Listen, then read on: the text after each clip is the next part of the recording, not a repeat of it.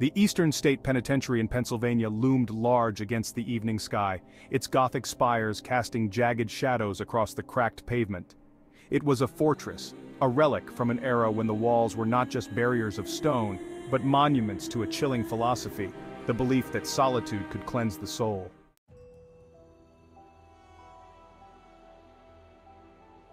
Carter Reeves, a historian with a penchant for the macabre, had been drawn to the penitentiary for years.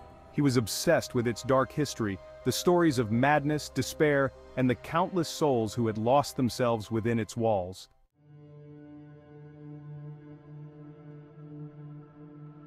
Tonight, he had finally been granted permission for an after-hours visit, the thought of which sent an icy thrill down his spine. The gates creaked open with a sound that seemed to echo from the past, reverberating through the bones of the prison. A lone guard, an old man with a face as worn as the stones themselves, handed Carter a flashlight. "You sure you want to do this alone, son?" he asked, his voice gravelly and tinged with something Carter couldn't quite place. Was it concern or something else? "I'll be fine," Carter replied, more confidently than he felt. "It's just a building." The guard said nothing, only nodded and stepped back as Carter crossed the threshold. The gates clanged shut behind him with a finality that made him shiver. He was alone.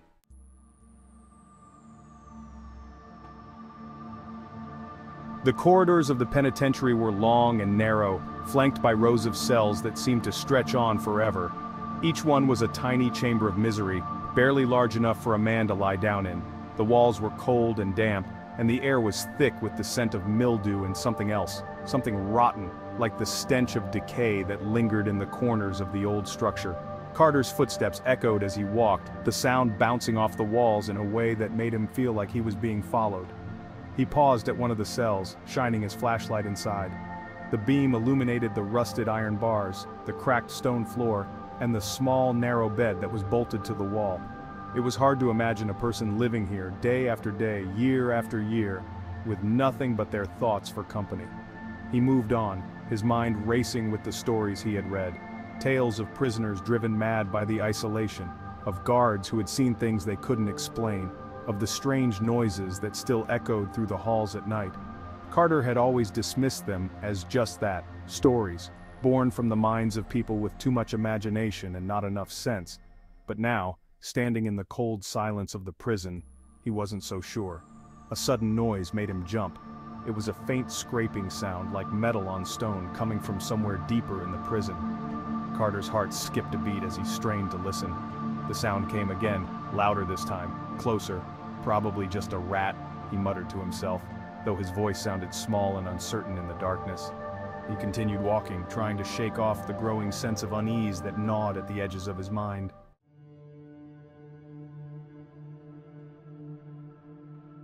Carter reached the end of the corridor and found himself standing before a large wooden door. The brass plaque next to it read, "Warden's Office." He hesitated for a moment before pushing it open. The door swung inward with a groan, revealing a large room filled with dust-covered furniture and the lingering remnants of authority. A massive desk dominated the space, its surface cluttered with old papers, a rusted typewriter, and a single yellowing photograph in a cracked frame. Carter picked up the photograph, his flashlight illuminating the image of a stern-faced man in a warden's uniform.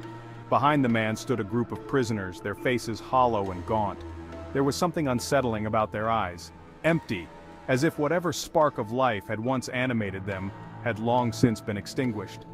As he set the photograph back down, Carter noticed something strange. The typewriter, which had been silent moments before, was now softly clicking. His breath caught in his throat as he watched the keys move on their own, slowly spelling out a single word: "Leave." A chill ran down his spine, and he stumbled back, his flashlight beam wavering. The room was suddenly colder, the air thick with a sense of dread. The typewriter continued to clatter, each strike of the keys like a hammer driving nails into his nerves. Carter didn't wait to see what it would write next. He turned and fled the office, slamming the door behind him. His heart pounded in his chest as he leaned against the cold stone wall, trying to catch his breath. But the fear was like a living thing inside him, growing stronger with each passing second. With trembling hands, Carter checked his watch. It was just after midnight. He still had hours to go before the guard would return to let him out. The realization made his stomach churn. He had wanted to explore the prison, to immerse himself in its history, but now all he wanted was to leave. But the gates were locked, and there was no way out until morning. He had no choice but to keep moving, to push deeper into the heart of the penitentiary.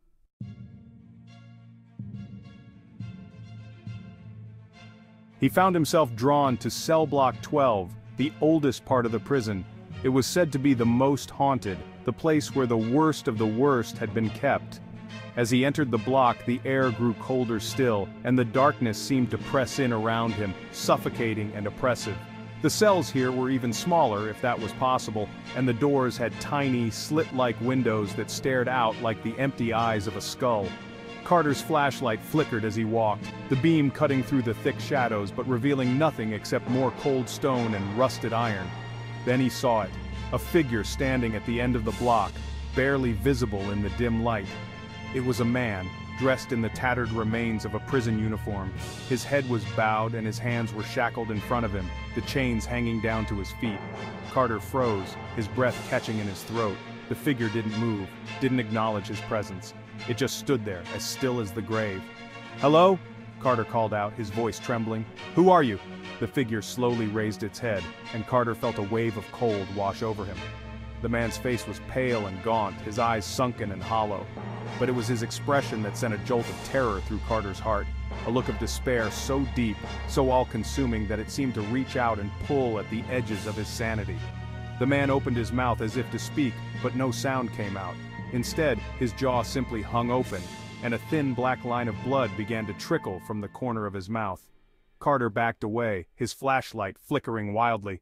The figure took a step forward, dragging its chains across the floor with a sound that echoed through the cell block like the tolling of a death knell. Carter turned and ran, his footsteps pounding against the cold stone.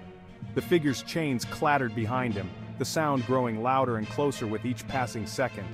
He didn't dare look back, didn't dare see how close it was. He reached the end of the block and threw himself against the heavy iron door. It didn't budge. He was trapped.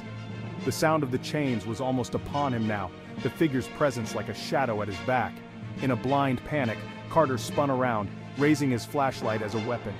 But there was nothing there, just the empty corridor, the cells standing silent and still.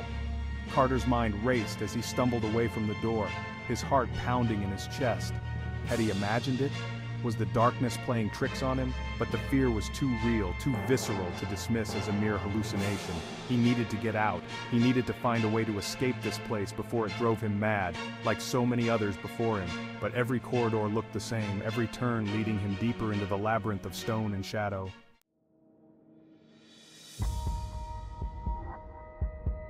In his frantic search for an exit, he found himself in the prison chapel. It was a small, cold room, the walls lined with rows of wooden pews that had long since rotted and decayed. A single broken stained glass window let in a sliver of moonlight, casting eerie patterns on the floor.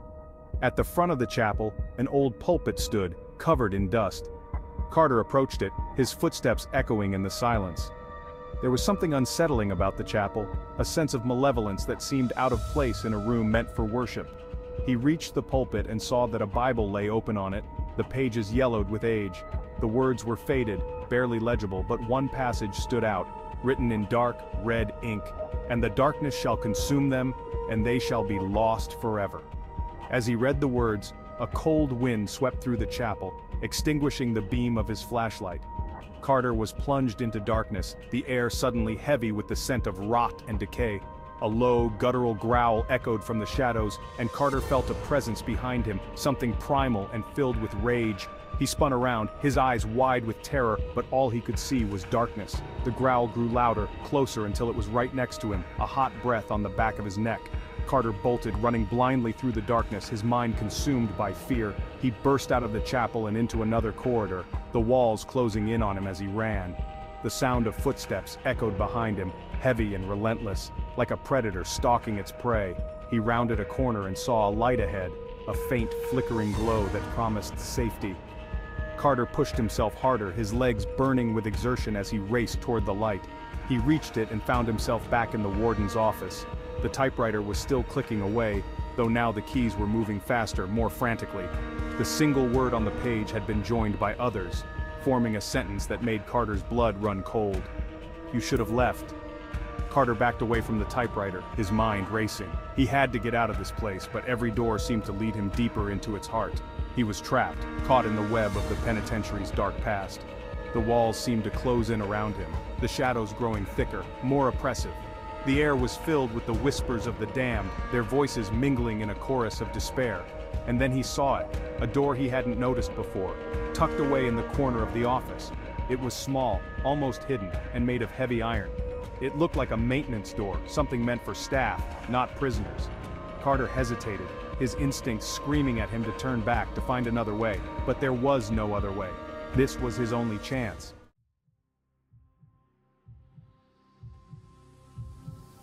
He reached for the door and pulled it open, revealing a narrow staircase that descended into the darkness below. The air that wafted up was cold and foul, like the breath of something ancient and evil. But Carter had no choice. He took a deep breath and stepped onto the staircase, descending into the bowels of the penitentiary. The stairs seemed to go on forever, spiraling downward into the earth. The walls were damp and close, and the darkness was absolute.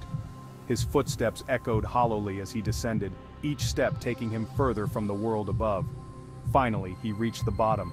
The staircase opened into a long, low tunnel, the walls slick with moisture. A faint, sickly green light illuminated the passage, casting eerie shadows that danced and flickered. Carter followed the tunnel, his heart pounding in his chest. He could hear the whispers again, louder now, as if the walls themselves were speaking. The voices were filled with pain, with madness, and with something darker, something hungry.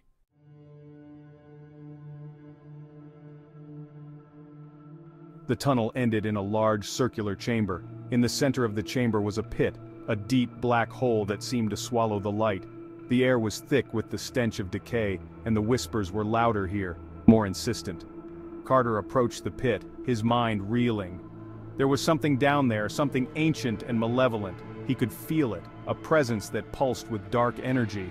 And then he saw them, faces in the darkness just below the surface of the pit. Pale, gaunt faces with hollow eyes and gaping mouths. They stared up at him, their expressions twisted with agony and despair. Carter screamed and stumbled back, but the faces followed him, rising up from the pit, their hands reaching for him with bony fingers.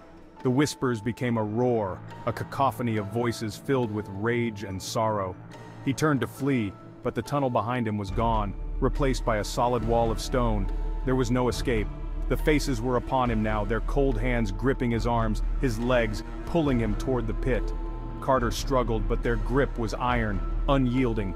As he was dragged closer to the edge, he felt the darkness closing in, the cold seeping into his bones. The pit yawned before him, a gaping maw that promised nothing but oblivion.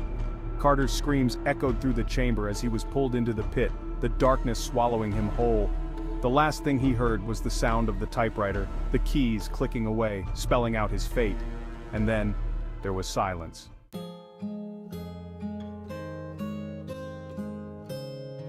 The guard found the typewriter the next morning, sitting in the center of the warden's office. The paper in the machine was covered in ink, the words smeared and unreadable, but the final sentence was clear, written in a bold, steady hand. Carter Reeves, 2024. Lost forever. The guard sighed and shook his head, closing the office door behind him. Another soul lost to the Eastern State Penitentiary, another story to add to its dark history.